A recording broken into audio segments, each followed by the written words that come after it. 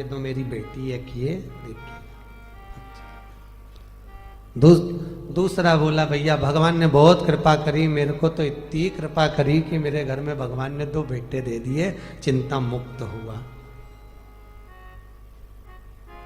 दूसरा जो खड़ा था उसकी आंख में आंसू भर गए, मेरे घर में 2 बेटियां हैं। फिर बोला अच्छा हुआ भगवान ने मुझे बेटे दिए। कहा बेटियों पढ़ने जाए, कॉलेज जाए, उनको लेने जाओ, छोड़ने जाओ, उनका ध्यान रखो, इसलिए अच्छा है घर में बेटे हो गए। भगवान ने अच्छा मेरे घर में बेटी नहीं। इतने में पास में बेटी खड़ी थी, बेटी ने अंकल का कुर्ता खींचा। अंकल, ओ अंकल। हाँ बेटा बोल। अंकल भगवान बेटी हमेशा मन वाले को, दिल वाले को और किस्मत वाले को देता है, भगवान बेटी कभी भिखारी को नहीं देता। वो छोटी सी लड़की ने, छोटी सी बेटी ने अंकल का कुर्ता खींच कर दी, कहा कि भगवान बेटी हमेशा दिल वाले को, किस्मत वाले को, भाग्य वाले को देता है, भिखारी को नहीं देता। जिसका मन ही नहीं है दान देने का, जो बहन तक को तो कभी 1 रुपया निकाल के नहीं दे, कभी ननन तक को अठन्नी नहीं दे, भगवान ऐसे के घर में क्या छोरी देगा, क्या देगा? भगवान बेटी उसको देता है जिसका मन बड़ा।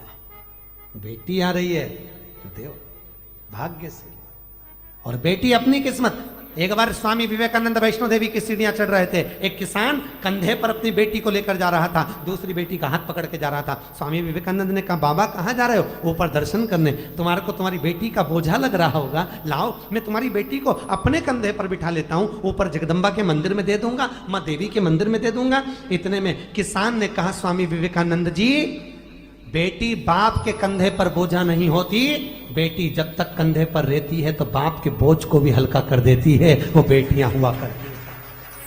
बेटी बाप पर बोझा नहीं है। जिस बाप को बेटी बोझा लगे वो बाप नहीं हो सकता। किस्मत वाले आप। एक बार बेटा अपने मां बाप को दुखी देख लेगा, पर बेटी कभी अपने मां बाप को दुखी नहीं देख सकती। थोड़ा सा भी दुख आता है ना तो बेटी कह देती मम्मी अगर तुम्हें यहाँ पर नहीं अच्छा लग रहा तो मेरे पास चलो, मेरे साथ रहना, मेरे पास में रहना, क्यों चिंता करती हो, चलो मेरे साथ में। बेटी होती है जब तक घर में रहती है ना, कल आप लोग सुनेंगे पार्वती जी की विदाई, जब तक घर में रहती है चहकती रहती है, और जिस दिन चली जाती है तो तुम भी उसका मुंह देखने के लिए तरस जाते हो। बेटियां होती ही ऐसी है, बेटी का जीवन होता ही ऐसा है।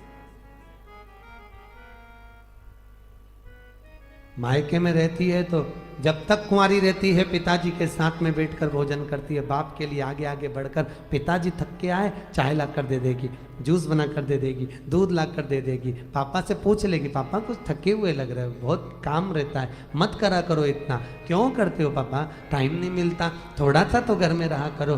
बेटी एक ऐसी होती है जो बाप से आगे रहकर पूछ कर उनकी सेवा कर देती है, और एक बहू होती है घर में रहती जरूर है पर पति के लिए सब कुछ कर सकती है, पर जब ससुर थका मांदा आएगा पानी भी लाएगी तो टाइम देख कर लाएगी, चाय भी बनाएगी टाइम देख कर बनाएगी, और विचार करेगी कि सास बना दे तो सबसे अच्छा। परंतु एक बेटी होती है जो समय पर पिताजी को दवाई लेना है, और आज भी बेटी की भले शादी हो जाए पर बार बार फोन लगा कर बोलती है पापा शुगर बढ़ जाएगी, दवाई ले लेना, वो डॉक्टर बहुत अच्छा आया है उससे ले लेना, वो महाराज आए हैं उनसे मिल लेना। बेटी एक ऐसी होती है जो बाप के लिए तत्पर रहती है,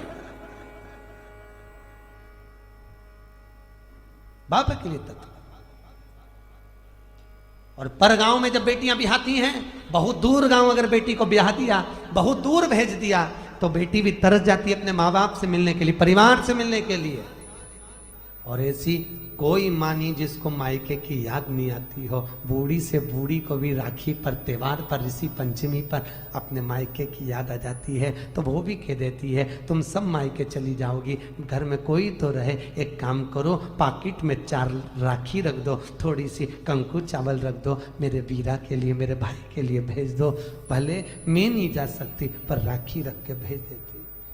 और एक माँ होती है कि बेटी के घर में कोई ना जाए ना और पूछ लेती है पड़ोसी से, ऐ संक्रांति का त्योहार है, पंचमी का त्योहार है, सावन आ रहा है, तू जा रहा है क्या उस गांव तक? हाँ जा रहा हूँ। क्यों, क्या बात है? मेरी बेटी के थोड़ा सामान दे देना। तुरंत रात को बेसन सेक के लड्डू बना लिए, डब्बा में रख दिए, एक साड़ी रख दी, दो बिछुड़ी रख दी, चूड़ी रख दी, और बेटी को जो अच्छा लगता हो, अगर हैदराबाद के बिस्कुट, मिक्सचर, सेव जो अच्छा लगे वो बांध कर पैकेट में रख दिया और झोला बांध कर दे दिया, ये मेरी बेटी को दे देना। कहना बहुत याद आती है लाडो, कभी तो आ जाया कर।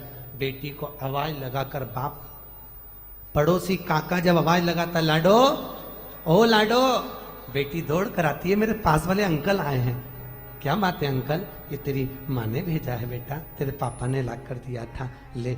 बेटी अंदर ले जाती है, डब्बा खोलकर बेसन का लड्डू जब देखती है तो बेटी की आंख में भी आंसू भर आते हैं। माँ सब भूल जाते हैं पर तू नहीं भूल पाती है। बाहर निकल कर आकर कहती है अंकल मेरे पापा कैसे हैं? पापा की पूछी, माँ की नहीं। क्यों? क्योंकि बेटा माँ को प्रिय होता है और बेटी बाप को प्रिय होती है। बेटी बाप को स्नेह इतना करती है, आते से पूछती है मेरे पापा कैसे हैं अंकल? और कैसे हैं? उनको कोई दुख तो नहीं है? बोलना, बहुत दिन हो जाते हैं। इतनी दूर गांव पढ़ना है अंकल, इतनी दूर क्यों पढ़ना दिया? मेरे बाबुल को देखने के लिए तरस जाती हूँ, कभी मिल ही नहीं पाते। भैया भी नहीं आता, तीज त्योहार पर शहर में आता, काम करके निकल जाता, मेरे पास नहीं आता। क्यों? मैं उससे कुछ मांगती नहीं, मुझे कुछ नहीं चाहिए, 500 का नोट भी नहीं चाहिए, 1 रुपया नहीं चाहिए, साड़ी भी नहीं चाहिए, मैं आ नहीं सकती। घर आती हूँ तो मेरी भाभी को ऐसा लगता है कि ननंद आ गई, खूब लेकर चली जाएगी। मैं कौन समझाए भाभी, मुझे किसी चीज की कमी नहीं है। मेरे माँ बाप जब तक जिंदा हैं मेरा आने का मन करता है, मुझे बुलाते क्यों नहीं हो? बेटी एक ऐसी होती है जो भाव से दौड़ कर आ जाती है। बेटी का दिल ही ऐसा होता है। लोग कहते हैं बेटी की विदाई में सबसे ज्यादा मार रोई। शिव महापुराण में लिखा है कि बेटी की विदाई में सबसे ज्यादा हिमालय राज रोया, पत्थर भी रोया था पार्वती की विदाई में, पत्थर की भी आंख से आंसू निकल गए, हिमालय राज भी रो पड़ा। जानकी जी विदा हुए तो दशरथ जी जनक जी रो पड़े। बेटी की विदाई में जितनी मां नहीं रोती उससे ज्यादा बाप रोता है। वो भी कह देता है इसको जो अच्छा लगे ना इसकी विदाई में दे दे, अच्छी अच्छी साड़ी दे दे, अटैची दे दे, देख ले जो चीज की कमी हो ना वो दे दे। पर आगे आकर कभी भी बाप रोता हुआ नहीं दिखता। दरवाजे के पीछे बेटी जब विदा होती है पीछे खड़ा हो जाता है, जा रही है, मैं कैसे विदा करूंगा इसको आगे से आगे कॉलेज ले जाना, स्कूल ले जाना, दुकान बंद कर करके चले जाता, ट्यूशन छोड़ कर आता। आज वही बेटी चली जाए, कहाँ देखने को मिलती। बेटी का जीवन बड़ा विचित्र है। जितने दिन घर में रहे साहब बहुत खुश हुई है, इसके आने से खुशी आई है। बेटियां आ गई, घर में आनंद आ गया। ननंद और बेटियां नहीं आए तो शादी का आनंद भी नहीं आता। इनके आने से कुछ नहीं दे पर आ जा। क्या मांग रही हैं तुमसे? नहीं तो एक जायदाद के हिस्सेदार ये भी है, जिस दिन खड़ी हो गई ना अदालत में पसीने छुड़वा देगी, पूरे फ्लैट का हिस्सा लेकर जाएगी। कम नहीं, बेटियां होती ही ऐसी।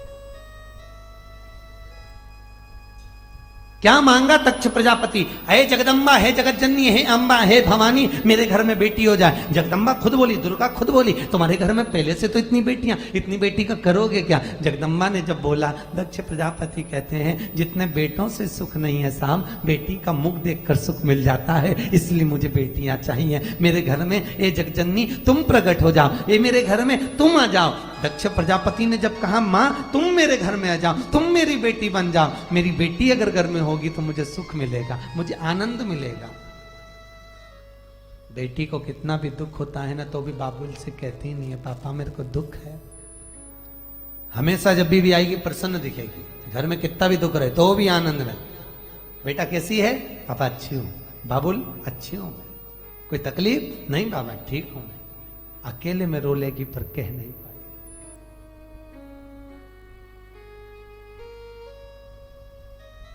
प्रेम रखिए, जितना रख सकते हो स्नेह रखिए।